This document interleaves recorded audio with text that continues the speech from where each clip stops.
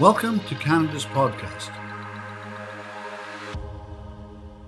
Hello, this is Robert Smile coming to you today with Canada's podcast, where we talk to the entrepreneurs who are making it happen here in British Columbia. Krysta Francoeur has worked as a designer and brand builder for 14 years. In 2014, she moved to Malaysia to work for the famous transformational education company, Mind Valley, and has since supported some of the biggest names in personal development, such as Harv Eker, Deepak Chopra, the Shift Network, the authors of Stealing Fire, and more, all while building her own health food company, Wild Remedies. Well, Krysta, welcome to Canada's podcast, and thanks for taking the time today to be here for all our listeners. Thank you. I'm super excited to be chatting with you today, Robert. Okay, I want you to tell us a little bit more about yourself and give us the details on your current business. I know you're in Kelowna right now, which puts you in British Columbia. Are you from Kelowna? Is that where you're originally from? I am, originally, I am from Northern BC. I was born in Fort St. John, British Columbia. And I lived there until I was about 10 years old, until my parents packed my sister and I up and moved us to Kamloops. So a little bit more south, but that is where I spent the majority of my time growing up until my mid-20s. Okay. Now, your current business, why don't you tell us a little bit about that? Yeah. So Wild Remedies is a functional tea company that I have been building for the past 5 years, I'd say. It started as an idea back actually when I was living in Malaysia, like you mentioned. I had moved overseas in 2014 after going through, I don't know, it was a huge transformation for me at that point. And I had an ad agency that I had in Kamloops for about 4.5 years, decided just to totally change course, sold everything that I owned, moved overseas, didn't even know where Malaysia was. I thought, I was like, oh, it's somewhere by Thailand. We'll just very brave. Yeah, or crazy. I don't know. It was a great adventure. But I was living over there when I decided that I wanted to create a product. So my experience is design in all different forms. I've created packaging, mostly a lot of branding, websites, and I've been doing it for a lot of people for many years. And I thought, well, you know what? Maybe I should just do this for myself. And I decided that I wanted to do a product. A bunch of crazy serendipitous events happened that pushed me in the direction of testing out a certain ingredient, which is a medicinal mushroom called chaga. And I handmade my first tea product in my kitchen, living in Malaysia. I launched it at the Bali Spirit Festival in Indonesia, put about, 150 tins of dark brown mushroom tea in my suitcase and thought that there would be no problem getting into Indonesia with a bunch of metal and potentially contraband mushroom powder in my bag. It was a little, it was a little bit dicey to say the least, but I made it through. And I hustled that product for a few years with no business plan, no idea what I was doing. I just knew that this was something that I was meant to do.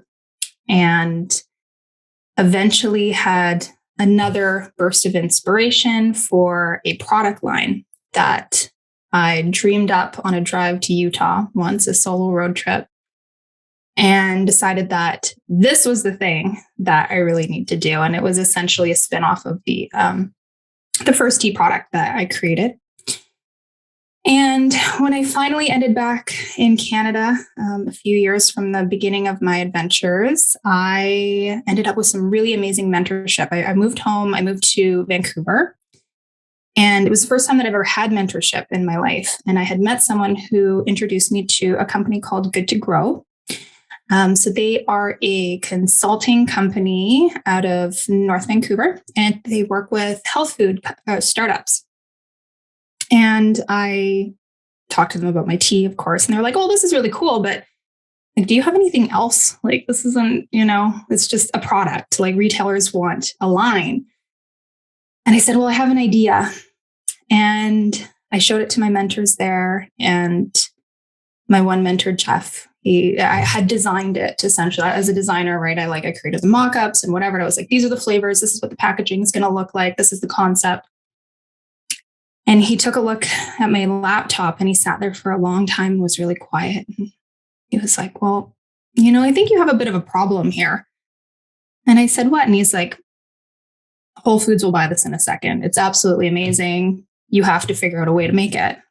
And so that was, I think, in 2019, summer of 2019, I think. Mm-hmm. 2018. And so decided to build a real business plan, find the money to produce these products. I had my idea was for, I don't know, like 5 to 9 initial products in this line that we now call Magic Lattes. But we started with 3 and did all of the manufacturing and all of the things through COVID when everything went down. And we now are officially launched since the middle of September. And we are well on our way to the shelves of Whole Foods. So very exciting. Great. Okay. I want you to give me a key piece of knowledge or information about your industry that our listeners can learn from. Well, I mean, I'm still learning so much about this industry. My background is marketing and design, right? Like, I never considered that I would be a CPG entrepreneur at any point.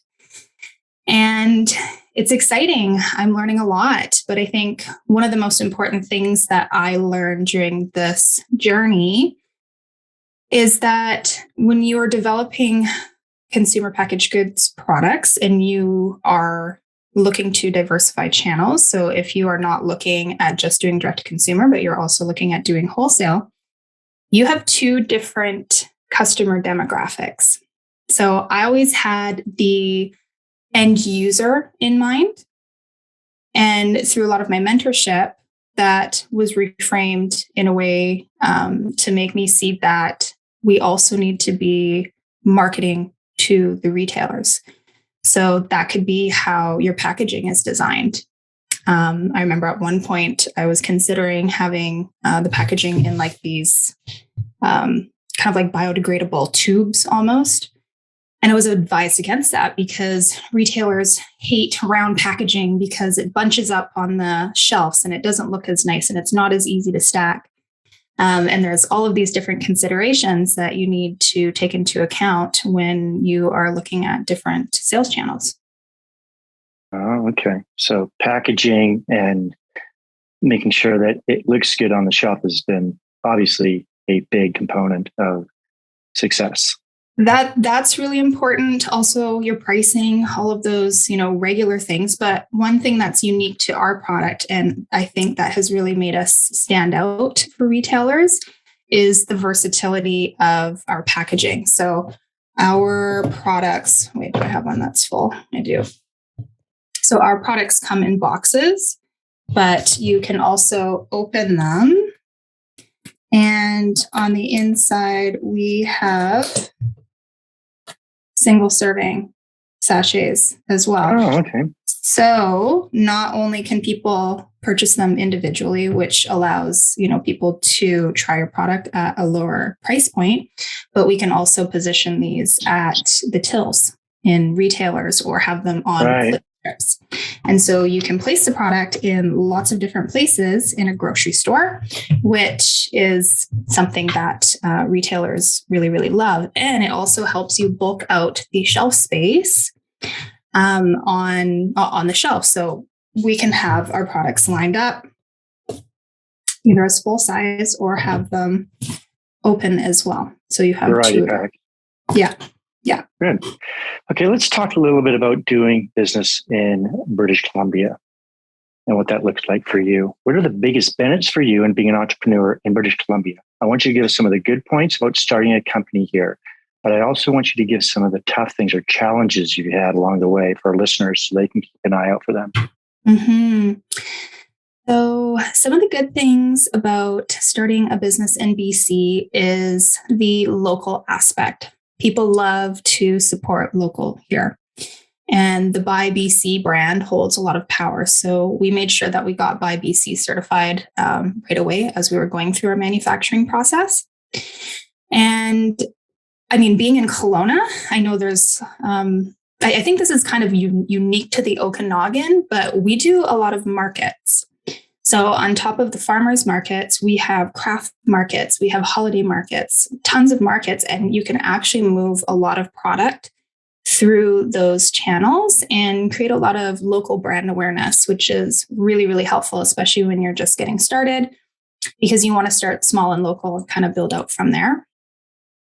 And then in terms of challenges, I mean, we've been having a lot of natural disasters recently. Yeah, up there, the smoke, the heat, from the fires floods. to floods. And, it shows how resilient you are. It really shows how, you guys can get through anything up there. Nothing stops you. You don't have a choice, right? Yeah. Like you don't give up. You have to keep going. And so we have rising prices of transportation and, logistics is just totally crazy. Everything is backed up. But, we are really all in this together. So the challenges that we're facing, other businesses are facing it as well, right? So yeah, okay. It's tough, but everybody gets it. Now, you moved back here from Malaysia, so I want to kind of take you back to that time. If you were to start all over again and you just moved here back to Kelowna or back to British Columbia, but this time you don't know anyone, knowing what you know now, what you've been through, what would you do differently and how would you go about starting all over again as an entrepreneur in British Columbia? Well, I think if I were to start all over again, I would look for mentorship much, much earlier. I didn't have mentorship until, 3-4 years into this process, which made a huge, huge difference for me. And I would also strongly suggest building a business plan. I was so naive in the beginning thinking, I don't really need that. Like, I'm just going to throw stuff together. It's fine. As a creative person, I was like, I hate numbers. Like, it's not a big deal. And you live and die by your numbers as an entrepreneur. Like It is the number one thing that you need to be on top of. So would you say getting an accounting class, taking some kind of online courses on accounting? I mean, that would be helpful. I think, that would have been a big barrier for me, I think, as a creative individual. I think I'm trying to think the best way. So for what really got me invested in the numbers was going through the process of getting funding, right? So I got my startup capital through a combination of Community Futures, Futurepreneur, and BDC. And each one of them had so many different requirements. Obviously, a lot of numbers were required, but I ended up having this one specific spreadsheet, this cash flow spreadsheet that I needed to have filled out for Futurepreneur. They wouldn't accept any other kinds. I had my accountants build up these big, beautiful projections that ended up being useless and we never used them. But this one 24-month spreadsheet, I remember it was so ugly. Like, as a designer, I was like, the user experience of this is terrible. I don't even want to use it. I use that thing. I mean, I look at it every single week. Like, it's my Bible at this point. So it's not a big, heavy, scary, huge database of things. It's something that is just a perfect guiding point for me.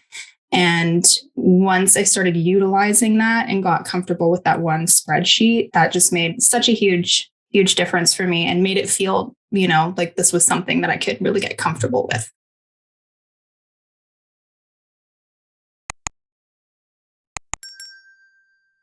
Okay, let's talk about your morning routines. What does the first hour look like for you when you get up in the morning? Do you have a specific routine or a ritual that helps you get motivated to start your day? Yeah. Well, as a health food entrepreneur, I'm all about all of the health things, and my morning routine kind of changes from time to time, but it does always focus on some sort of self care. So right now, what it looks like is getting up in the morning and getting in front of. I have this red light. It's really cool. It's by a company called Rouge, I believe. And it emits this red and near infrared light that helps create, what is that, like cell regeneration and mitochondrial health in your body. And then I'll do, some meditation or a little bit of tapping in front of the light. And then some days I feel like journaling. Some days I feel, well, most days I have a workout in the morning. Really important to move the body. And some mornings I just want to do something a little bit creative and maybe play the piano or do something that's a little bit different to start my day off. And of course, when the weather's better, I definitely try to get outside in the mornings. Yeah, up in Kelowna, so much to do up there. It's definitely a lifestyle city. Do you think entrepreneurs have to be weird or unique in a positive way or wired differently? Kind of. Yeah. I mean, I can definitely, I think I could say anybody could be an entrepreneur, but I feel like entrepreneurs are a special breed of critical thinkers and people that have vision in a way that is unique to most individuals.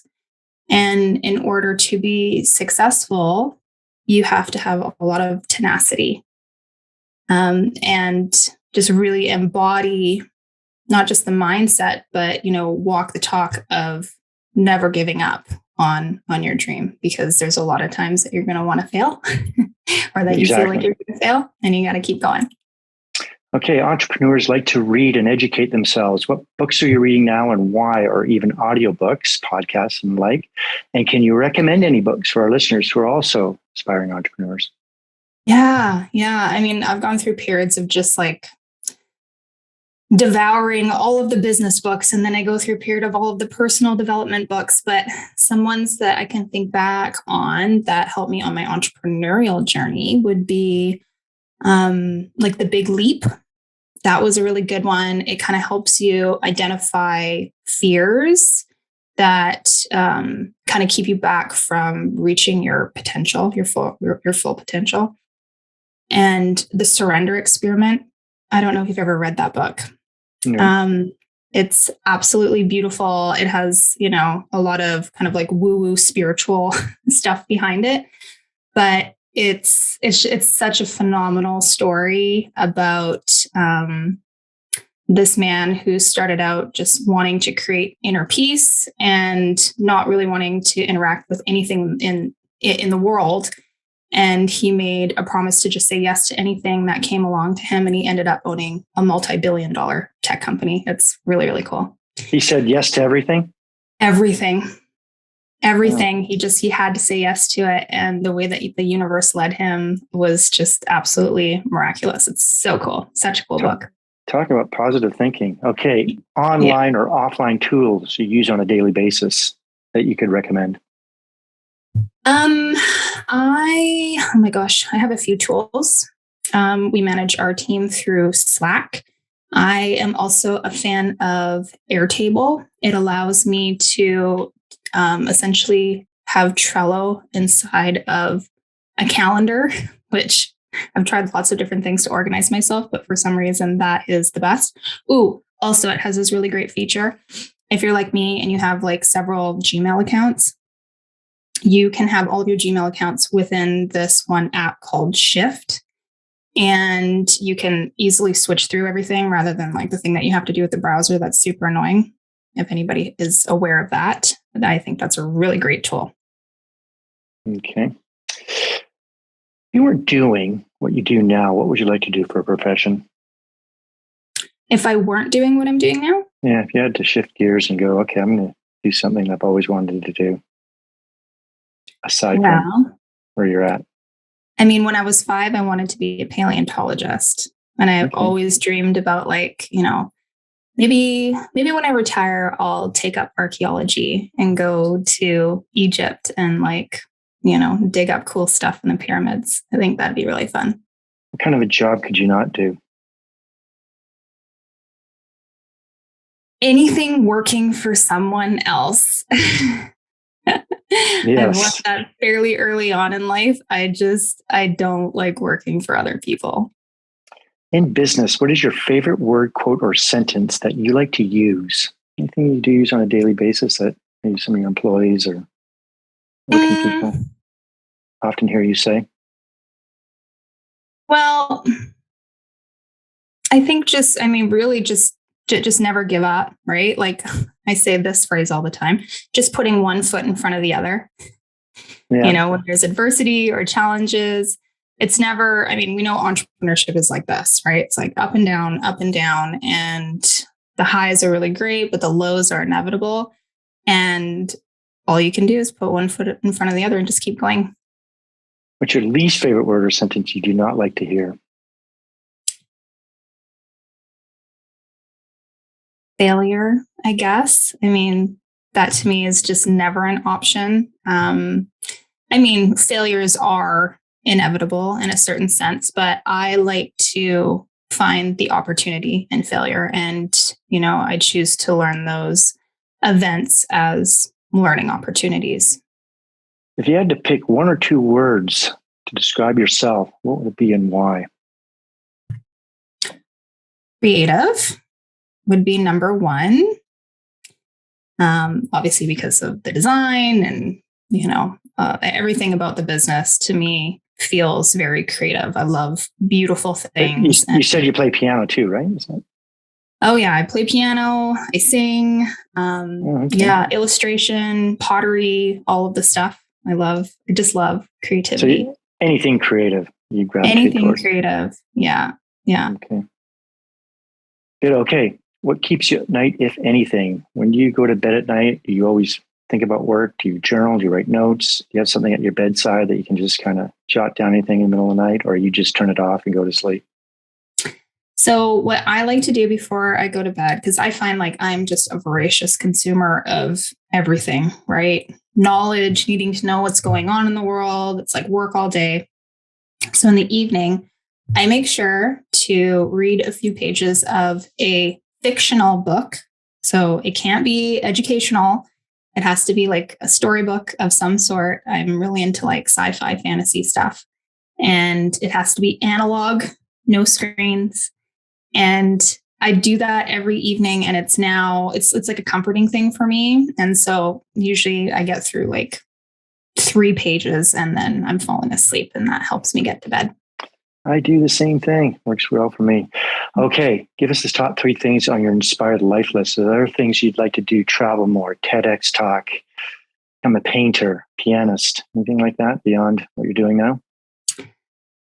Well, I miss masterminds and, meeting cool people all over the world. So I would definitely love to be doing more of that. I also aspire to be a land and potential farm owner here sooner than later. I'm actually starting to look at property this spring with my sister. She has a farm up in Fort St. John, and she's looking at moving down south. And I would actually love for her to grow some of the ingredients for our products. And on my vision board is a chateau in France. I'm half French, and every time I go to Europe, well, half French and half Ukrainian, Europe is just my happy place. I absolutely love it there. And I think in Italy, you can buy a piece of property for like €1. So doing that at one point and, getting an old ruined church or something and turning it into something beautiful would be really fun. Or even a hotel. I heard that's been done. Yeah. Okay. Do you have any advice that you may have received along the way that you can pass on to entrepreneurs throughout Canada? Yeah. So one thing that I think is really important, and some advice that I've received, is to generate multiple streams of income. So never putting all of your eggs in one basket. For myself, like I'm still doing design work for clients. It's not all full-time Wild Remedies yet because we're not big enough. Everybody in the company gets paid except for me. I'm the last because I'm investing in the company in other ways. And I, by having another source of income, it just allows you to feel more confident, less stressed out, when you're having ups and downs with your startup. And yeah, it just makes things a lot less stressful. I think it's important also too, when you get into entrepreneurship, you're doing something that is not just about the money, and that Absolutely. that is not the driving factor. Like when we started the podcast, it was all about providing value for other entrepreneurs, putting them first, and where they live and how they operate and where they got to where they are, which is why we went national to increase the size of the stage. But I think with what you're doing with the teas and things like that, you have a general passion for that, and healthy foods, healthy lifestyle, creativity. I mean, it's kind of emanates through that whole process. And you're obviously not in it just for, you have to look at the ledgers, the balance sheets, but you're definitely doing it for the love of the product and what it brings to people. Absolutely. Well, that's really the number one thing, right? Yeah. Like when I decided to create this product, yes, it was like, I had an inkling that I wanted to create a physical product, but I had done a lot of deep personal work about what the type of world that I want to be a part of and how I can help build that. And for me, what's really important is sustainability and community and health, and moving away from certain systems that keep people sick and anxious. So that was really what sparked the initial idea to create healthy products that help people. Did Mind Valley come in at any inspirational points for you to embark upon this journey? I mean, not, I didn't have any discussions with Vision or anything about that. But being in that environment for 2.5 years was definitely transformational. It's a personal development company, right? And we got to rub shoulders with the most famous people in that industry. And so there was a lot of inspiration and a lot of conversations about how to build a better world. And so that naturally definitely helped, me formulate the idea for sure. Okay, we're going to wrap things up here, Krysta. How can our listeners get hold of you? And is there anything you'd like to add before you leave us today? I don't think that there's anything else that I can add. That last piece that we talked about finding your purpose, I think is really what I would like to drive home for people. Everybody just wants to have peace in their life, and the best way to achieve that is by finding your purpose. And you can learn more about Wild Remedies and our line of magic lattes at wildremediesshop.com. And our Instagram handle is wild_remedies. And if you'd like to get a hold of me, you can email me directly at Krysta, Krysta, at wildremediesshop.com. Okay. Krysta, thanks for coming on the show. I've learned a lot about you, and I'm sure our listeners have as well. Thank you so much. This was fun. We'll see you next time.